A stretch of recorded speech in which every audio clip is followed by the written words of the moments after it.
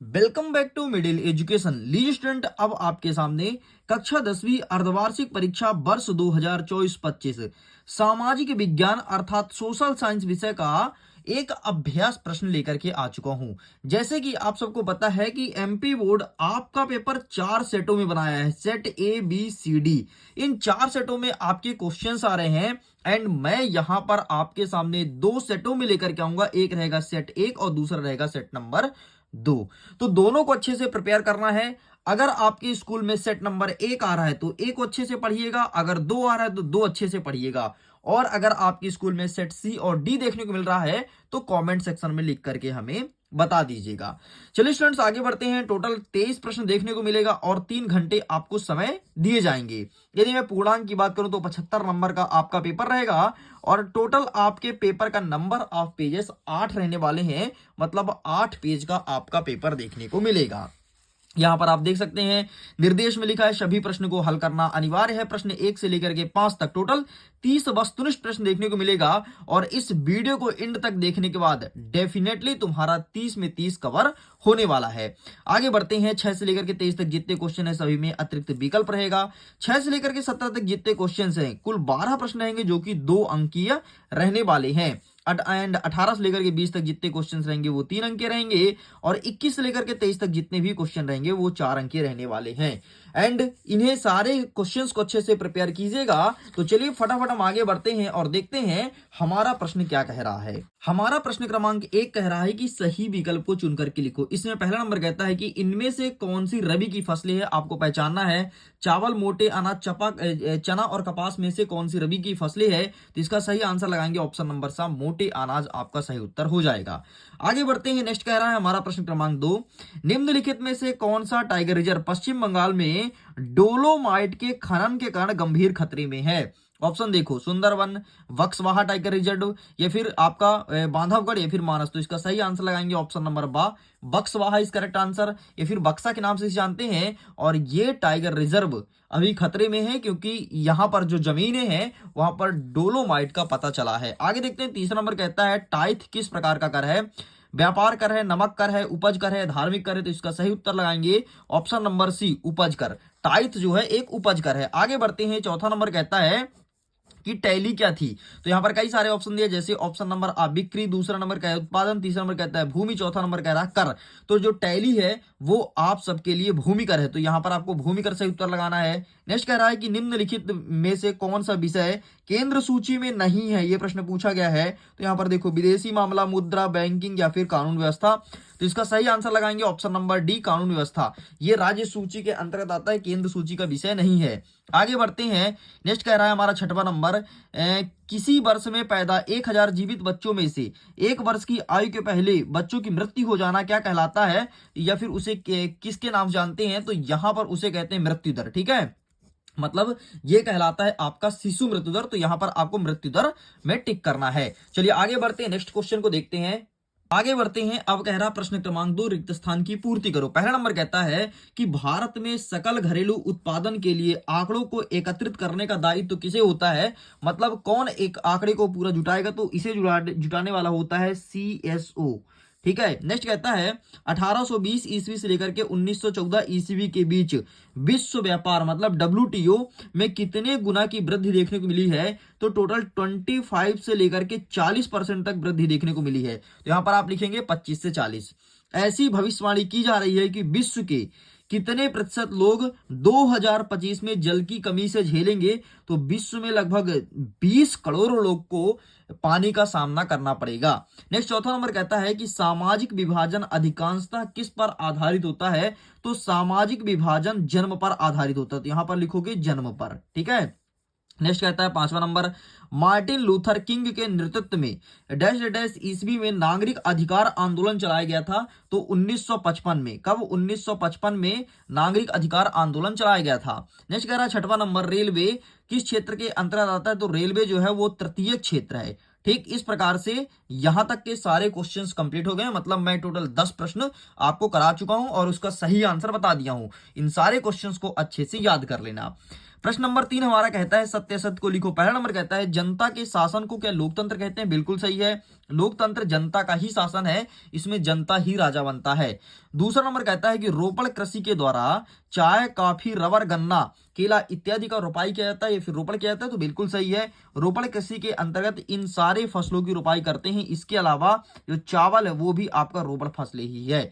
आगे देखते हैं, तीसरा नंबर कहता है सन 2018 तक देश के 50% रेल मार्गों का विद्युतीकरण किया जा चुका है, तो ये भी आपका सत्य हो जाएगा। चौथा नंबर कहता है कि राज्य सरकार पीडब्ल्यूडी मतलब पब्लिक वर्क डिपार्टमेंट को सड़क बनाने व मरम्मत का काम सौंपती है, तो ये आपका सत्य हो जाएगा। आगे बढ़ते हैं, पांचवा नंबर कहता है सन 2005 के आंकड़ों के हिसाब से भारत विश्व में चाय का सबसे बड़ा उत्पादक देश है, ये भी आपका सही हो जाएगा। एंड छठवां नंबर कहता है कि भारत में 100 भाषाओं में समाचार पत्रों का प्रकाशन किया जाता है, तो बिल्कुल सही है, 100 भाषा में समाचार पत्र प्रकाशित होते हैं हमारे हिंदुस्तान में। महज मैं आपको बता देता हूं 100 से भी ज्यादा भाषा में प्रकाशन किया जाता है। आगे बढ़ते हैं, सही जोड़ी मिलाइए। एक साइड लिखा है मौसमी उद्योग, तो ये हम पूरा देख लेते हैं एक साथ और फटाफट मिलाते हैं, ठीक है। देखो, सबसे पहले कहता है मौसमी उद्योग, तो चीनी है या फिर कृषि से संबंधित कोई व्यवसाय होता है वो सब मौसमी होता है, ठीक है। नेक्स्ट कहता है आपका एल्यूमिनियम, तो एल्यूमिनियम जो है वो बॉक्साइट का एक अयस्क है। नेक्स्ट कहता है गृह युद्ध, तो गृह युद्ध कहां हुआ था? श्रीलंका में हुआ था। नेक्स्ट कहता है श्रीलंका में गृह युद्ध का अंत कब हुआ? तो 2009 में हुआ था। विनिर्माण उद्योग आपके द्वितीय क्षेत्र के अंतर्गत आएगा एंड परिवहन आपका तृतीय क्षेत्र आएगा, तो मतलब इसका उत्तर आमने सामने दिया है। इस प्रकार से ये भी होता है कंप्लीट। आगे बढ़ते हैं, नेक्स्ट कह रहा है प्रश्न क्रमांक 5, एक वाक्य एक शब्द में उत्तर दो। पहला नंबर कहता है गन्ना उत्पादन में भारत का विश्व में कौन सा स्थान है? तो फर्स्ट रैंक पर आता है गन्ना उत्पादन के मामले में, तो यहां पर पहले में टिक करना है। दूसरा नंबर कहता है कि विश्व की सबसे अधिक वर्षा कहां होती है? तो मासिन राम मतलब मेघालय में, तो यहां पर मासिन राम या फिर मेघालय कुछ भी लिख सकते हैं, दोनों सही माना जाएगा। मेघालय यहां पर सबसे अधिक वर्षा होती है, विश्व की सबसे अधिक वर्षा। नेक्स्ट कह रहा है कि सुंदरबन राष्ट्रीय उद्यान किस राज्य में है? तो वेस्ट बंगाल अर्थात पश्चिम बंगाल में है, ठीक है, पश्चिम बंगाल में है आपका सुंदरबन राष्ट्रीय उद्यान। इस प्रकार से ये क्वेश्चंस होते हैं कंप्लीट। चलिए आगे बढ़ते हैं, और अभी हमने 3 तक कवर कर लिया। आगे अब प्रश्न क्रमांक 4 से आगे क्वेश्चंस कवर करते हैं। हमारा प्रश्न नंबर 4 कहता है कि मार्टिन लूथर कौन था? तो एक ये ना धार्मिक सुधारक थे। कौन थे? धार्मिक सुधारक। मार्टिन लूथर किंग इंग्लैंड के थे और धार्मिक सुधारक के लिए काम करते थे। 2011 के जनगणना के अनुसार भारत में साक्षरता दर क्या थी? तो भारत की साक्षरता दर है 74.4%। ये है हमारे इंडिया की साक्षरता दर। स्टूडेंट्स, अगर अभी तक आपने इसके पीडीएफ को डाउनलोड नहीं किया है, लिंक डिस्क्रिप्शन बॉक्स में है, जाओ जाकर के पीडीएफ को डाउनलोड कर लो। जिस प्रकार से हिंदी के पेपर के जैसे आपको सोशल साइंस में भी टॉप करना है, तो जाइए जाकर के पीडीएफ को डाउनलोड कर लीजिए और सारे क्वेश्चंस को बेहतरीन तरीके से प्रिपेयर कर लीजिए। छठवां नंबर कहता है कि बहुमत प्राप्त ना करने वाले राजनीतिक दल को क्या कहते हैं? उसे कहते हैं विपक्ष। और वर्तमान में हमारे मध्य प्रदेश में राहुल गांधी, नाम सुने ना, राहुल गांधी, ये विपक्ष के नेता हैं। बाकी पक्ष में कौन है? तो मोदी जी हैं। इस प्रकार से हमने यहां तक सब कुछ कंप्लीट कर लिया है। अब हम फटाफट देखेंगे आगे के क्वेश्चन और इसके आंसर को। हमारा छठवां नंबर कहता है कि जलोढ़ मिट्टी की 2 विशेषता बताइए। ये रहा है आपके सामने जलोढ़ मिट्टी की विशेषता, तो आप इसका फोटो खींच लो और बढ़िया बेहतरीन तरीके से यही लिख करके आना है। आगे बढ़ते हैं, अथवा हम कहता है कि मृदा संरक्षण से आप क्या समझते हैं, समझाइए। तो मृदा संरक्षण ये रहा, देखो, मृदा अपरदन ही मृदा संरक्षण है, ठीक है। तो यही चीज आपको लिख के आना है। सॉरी ये यहां पर दिया है, मृदा संरक्षण से आप क्या समझते हैं, ठीक है। इस प्रश्न का उत्तर आपको यहां तक लिखना है एंड इसके बाद बस उतना ही लिख के कंप्लीट करना है। आगे बढ़ते हैं, 7वां नंबर कह रहा है कि अभ्यारण्य किसे कहते हैं। हमारा 7वां नंबर कहता है अभ्यारण्य किसे कहते हैं। तो आइए फटाफट इसका आंसर देख लेते हैं कि क्या होता है अभ्यारण्य। ठीक, तो ये रहा है आपके सामने इसका आंसर, अभ्यारण्य किसे कहते हैं। यहां से लेकर के और यहां तक पूरा आंसर आपको छाप देना है। आगे बढ़ते हैं, नेक्स्ट कह रहा है हमारा अथवा में कि जूट को सुनहरा रेशा क्यों कहा जाता है। क्यों कहते हैं हम जूट को सुनहरा रेशा, ये प्रश्न पूछा है। तो आइए फटाफट इसके आंसर्स को देख लेते हैं। तो ये रहा है आपके सामने, जूट को सुनहरा रेशा क्यों कहते हैं, आंसर लिखा गया, इसका फोटो खींच लो। आगे बढ़ते हैं, नेक्स्ट कह रहा है प्रश्न क्रमांक 8वां, वायु प्रदूषण के 2 दुष्प्रभाव लिखिए। वायु प्रदूषण के 2 दुष्प्रभाव बताना है, मतलब कौन कौन सी समस्या होती है वायु प्रदूषण से। ये रहा है आपके सामने आंसर, वायु प्रदूषण के 2 दुष्प्रभाव, फोटो खींच लो। आगे बढ़ते हैं, नेक्स्ट कह रहा है कि अथवा में कि उदारवाद का अर्थ है। देखिए अथवा सही पूरे क्वेश्चंस करा रहा हूं, सारे क्वेश्चंस को अच्छे से पढ़ लेना, ठीक है। तो ये रहा उदारवाद आपके सामने, तो इसका फोटो खींच लो, बढ़िया बेहतरीन तरीके से प्रिपेयर कर लो। आगे बढ़ते हैं, 9वां नंबर कहता है कि रॉलेट एक्ट क्या था। क्या है रॉलेट एक्ट, ये प्रश्न पूछा है। तो रोलेट एक्ट दिखा देते हैं। ये रहा है आपके सामने रोलेट एक्ट, कुछ नहीं, काला कानून था। तो ये रहा, आप इसका फोटो खींच लो। अथवा में कहता है कि सांप्रदायिक राजनीति किसे कहते हैं। क्या होता है सांप्रदायिक राजनीति किसे कहते हैं? तो आइए इसका भी आंसर दिखा देते हैं। तो ये रहा है आपके सामने सांप्रदायिक राजनीति किसे कहते हैं, इसका फोटो खींच लो। आगे बढ़ते हैं। नेक्स्ट प्रश्न क्रमांक 10वां कहता है कि राजनीतिक दल किसे कहते हैं। क्या होता है राजनीतिक दल? तो आइए फटाक से इसका आंसर देखते हैं। ये रहा है आपके सामने, इसका फोटो खींच लो। सारे क्वेश्चंस को बेहतरीन तरीके से प्रिपेयर कर लेना। आगे बढ़ते हैं। अथवा कहता है कि आर्थिक विकास से क्या आशय है। आर्थिक विकास से क्या आशय, ये प्रश्न पूछा गया है। तो आइए फटाफट इसका भी आंसर देखते हैं। ये रहा आर्थिक विकास, इसका भी फोटो खींच लीजिए। ठीक है, आगे बढ़ते हैं। प्रश्न क्रमांक 11 कह रहा है कि प्राथमिक, द्वितीयक एवं तृतीयक क्षेत्र के एक एक एग्जाम्पल देना है। तो देखो यार, जितने कृषि से संबंधित आते हैं ना, सब प्राथमिक क्षेत्र हैं। द्वितीयक में जितना आपका सेवा आता है सारा द्वितीय क्षेत्र है, और जितना उद्योग आता है द्वितीय क्षेत्र, और जितना सेवा क्षेत्र आता है तृतीयक। जैसे मैं आपको पढ़ा रहा हूँ, ये आपके तृतीय क्षेत्र में आएगा। ठीक है, और जितने उद्योग है, चाहे कपड़ा उद्योग है, चाहे चीनी उद्योग, सब द्वितीय में आएगा। और कृषि जो पाल रहे हो, मुर्गी पालन, कुक्कुट पालन, ये सब आपके कृषि क्षेत्र के अंतर्गत आएगा। बाकी फिर भी आंसर दिखा देता हूं मैं। तो ये रहा तुम्हारे सामने अर्थव्यवस्था के तीनों क्षेत्र। ठीक है, इसका फोटो खींच लो। चलिए आगे बढ़ते हैं। अथवा कहता है कि सेवा क्षेत्र को परिभाषित कीजिए, मतलब अर्थव्यवस्था के तीसरे क्षेत्र को परिभाषित करना है। तो ये रहा इसका आंसर, इसका ही फोटो खींच लो। आगे बढ़ते हैं। प्रश्न नंबर 12 कह रहा है कि बैंक तथा गैर बैंकिंग वित्तीय कंपनियों में मुख्य अंतर बताओ। बैंकिंग तथा गैर बैंकिंग वित्तीय कंपनी में मुख्य अंतर क्या, कौन कौन सा डिफरेंस है, ये चीज पूछा गया है। तो आइए फटाफट इसका आंसर मैं दिखा देता हूं। तो ये रहा है आपके सामने। ठीक, ये रहा, फटाफट आप इसका फोटो खींच सकते हो। ये रहा। ठीक, प्लीज टेक अ स्क्रीनशॉट। चलिए साइड करते हैं। नेक्स्ट इसके अथवा क्वेश्चंस को कवर करते हैं। नेक्स्ट हमारा अथवा कह रहा है कि बहुराष्ट्रीय कंपनी से आप क्या समझते हैं। ये प्रश्न पूछा गया है कि बहुराष्ट्रीय कंपनी से आप क्या समझते हैं। तो आइए फटाफट इसका आंसर दिखा देते हैं। तो ये रहा इसका आंसर। ठीक, बहुराष्ट्रीय कंपनी से आप क्या समझते हैं, इसका भी फोटो खींच लो। आगे बढ़ते हैं। प्रश्न क्रमांक 13 कह रहा है कि वस्तु विनिमय किसे कहते हैं। क्या प्रश्न पूछा है, वस्तु विनिमय किसे कहते हैं। तो आइए दिखाते हैं फटाफट इसका आंसर। तो ये रहा वस्तु विनिमय किसे कहते हैं, आप इसका फोटो खींच लीजिए। आगे बढ़ते हैं। अथवा कहता है कि गांधी जी का धार्मिक और राजनीतिक के विषय में क्या विचार था। गांधी जी का धार्मिक और राजनीतिक विषय में क्या विचार था।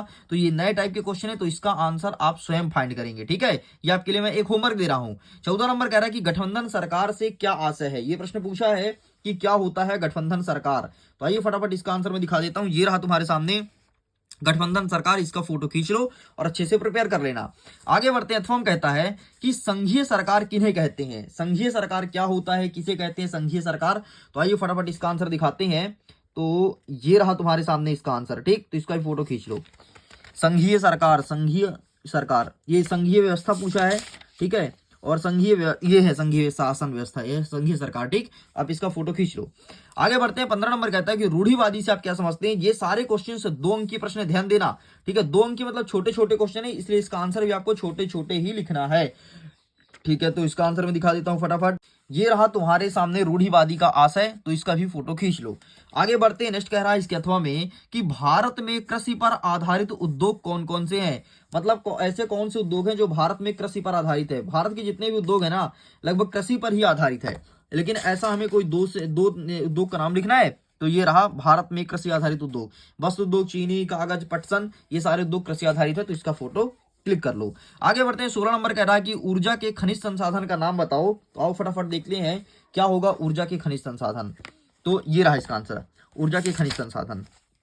ठीक, तो ऊर्जा खनिज संसाधन, इसका भी फोटो खींच लो। ये सारे क्वेश्चंस 2 अंक के प्रश्न है। अथवा में कहता है कि रबी की फसलें और खरीफ की फसल का नाम बताओ। केवल हमें नाम बताना है कि कौन कौन सी फसलें रबी की फसलें है और कौन कौन सी फसलें खरीफ की फसलें, बस, बाकी कुछ नहीं करना है। ठीक, तो ये यहाँ पर आ जाओ। ये दूसरे नंबर पर उत्तर लिखा है। ठीक है, तो इधर का ये लिख लो आपके खरीफ का, और इधर हो गया आपके रबी का। चलो साइड करते हैं। नेक्स्ट कह रहा है हमारा प्रश्न क्रमांक 17, भारत में उगाए जाने वाली मुख्य रेशादार फसलें कौन कौन सी है। तो आइए फटाफट इसका आंसर देखते हैं। ये रहा तुम्हारे सामने आंसर। ये रेशादार फसलें कौन कौन सी, तो आप इसका स्क्रीनशॉट ले लीजिए। ठीक है, चलो साइड करते हैं। नेक्स्ट हमारा क्वेश्चन क्या कह रहा है इसी के अथवा में, पहाड़ी क्षेत्र में मृदा अपरदन के रोकथाम के लिए क्या कदम उठाए जा सकते हैं। तुमको पता है ना कि पहाड़ी क्षेत्र पर बहुत ज्यादा मृदा अपरदन होती है, तो इसके लिए हम ऐसा क्या कर सकते हैं कि मृदा अपरदन ना हो। तो आइए देख लेते हैं फटाफट इसका आंसर। तो ये रहा तुम्हारे सामने आंसर, पहाड़ी क्षेत्र पर मृदा अपरदन रोकने के लिए उपाय। ठीक है, आगे बढ़ते हैं। नेक्स्ट कह रहा है 18 नंबर, मृदा परिच्छेदिका से क्या तात्पर्य है, स्पष्ट कीजिए। क्या होता है मृदा परिच्छेदिका, ये चीज पूछा है। तो आइए फटाफट देख लेते हैं, मृदा परिच्छेदिका से क्या तात्पर्य है। 3 अंकीय शायद प्रश्न है। ठीक है, हाँ 3 अंकीय प्रश्न चालू हो गया भाई, 3 अंकीय प्रश्न यहाँ से चालू हो गया, इस चीज को ध्यान रखना। अथवा में कहता है कि जलोढ़ मिट्टी और काली मिट्टी में अंतर बताओ। ये रहा तुम्हारे सामने जलोढ़ और काली मिट्टी अंतर, इसका फोटो क्लिक कर लो। आगे बढ़ते हैं। 19 नंबर कहता है जैव विविधता क्या है, यह मानव के लिए क्यों महत्वपूर्ण है। ठीक है, जैव विविधता मतलब जीवों में विविधताएं। तो आइए फटाफट जैव विविधता भी आपको दिखा देता हूं। तो ये रहा तुम्हारे सामने जैव विविधता। ठीक, इसका फोटो क्लिक करो एंड इसका फोटो क्लिक करो, बस इतना लिख करके चले आना है। आगे हमारे अथवा कहता है कि बांगर और खादर मृदा के बीच अंतर स्पष्ट कीजिए, कि क्या होता है बांगर मृदा और क्या होता है खादर मृदा। तो ये रहा बांगर और खादर, इसका ही फोटो क्लिक कर लो। इस प्रकार से हमारा सब कुछ कंप्लीट होता है। चलिए आगे बढ़ते हैं और नेक्स्ट आगे क्वेश्चंस को कवर करते हैं। ये रहा आपके सामने प्रश्न क्रमांक 20वां नंबर कह रहा है कि रबी की फसलें और खरीफ की फसलों में अंतर स्पष्ट कीजिए। अभी आपसे केवल फसल का नाम पूछा था, लेकिन अब आपसे पूछ ले कि अंतर बताना है रबी और खरीफ में। तो आइए इसका आंसर दिखा देता हूं। कौन सा प्रश्न है, प्रश्न क्रमांक 20। तो ये रहा 20 का आंसर। ठीक, तो इसका फोटो क्लिक कर लो, रबी और खरीफ की फसलों में अंतर। आगे बढ़ते हैं। अथवा कहता है कि अग्नेय तथा कार्यांतरित चट्टानों से खनिज का निर्माण कैसे होता है, पूरा प्रोसेस हमें बताना है कि किस प्रकार से हमारे चट्टान का निर्माण होगा। तो आइए फटाफट दिखा देते हैं। ये रहा आपके सामने आंसर, तो आप इसका फोटो क्लिक कर लो। आगे बढ़ते हैं। प्रश्न नंबर 21 कह रहा है कि अपसादी चट्टानों के निर्माण में अपसादी चट्टानों में खनिज का निर्माण किस प्रकार से होता है। ठीक है, अपसादी चट्टानों में खनिज का निर्माण किस प्रकार से होता है, ये प्रश्न पूछा है। ये रहा आपके सामने आंसर, इसका भी फोटो क्लिक कर लीजिए। आगे बढ़ते हैं। नेक्स्ट इसके अथवा में कहता है कि परंपरागत तथा गैर परंपरागत ऊर्जा संसाधन में अंतर बताओ। तो परंपरागत तथा गैर परंपरागत, तो ये रहा आपके सामने अंतर, इसका भी फोटो क्लिक कर लीजिए। आगे बढ़ते हैं। 22वां नंबर कहता है कि सविनय अवज्ञा आंदोलन का वर्णन कीजिए। ठीक है, तो आइए फटाफट दिखा देते हैं सविनय अवज्ञा आंदोलन पर वर्णन। तो ये रहा है आपके सामने सविनय अवज्ञा आंदोलन पर टिप्पणी, इसका फोटो खींच लो। ठीक है, इसके बाद आगे भी है थोड़ा सा, ये पूरा आपको लिख करके चले आना है। आगे बढ़ते हैं। अथवा कहता है कि भारत में आधुनिक राष्ट्रवाद के उदय का 4 कारण लिखो। ऐसा क्या कारण था जिस कारण आधुनिक राष्ट्रवाद का उदय हुआ, एंड ये रहा इसका आंसर। ठीक, तो इसका फोटो खींचो एंड इसका फोटो खींचो, इस प्रकार से पूरा लिख के कंप्लीट करना है। आगे बढ़ते हैं। प्रश्न क्रमांक 23 कह रहा है कि भारत में मानचित्र के तापीय ऊर्जा स्रोत तथा क्षेत्र को दर्शाना है। यहाँ पर सिंगरौली, अमरकंटक और दुर्गपुर और नावेली है। अथवा कहता है कि भारत के मानचित्र में तेल क्षेत्र को दर्शाना है, डिब्रूगढ़ या फिर डिगबोई, नाहरकोटिया, मुंबई हाई और बसीन। तो इन सब का मैप ऑलरेडी मैंने भर रखा है, लिंक डिस्क्रिप्शन बॉक्स में है, जाओ जाकर के मैप को डाउनलोड कर लीजिए।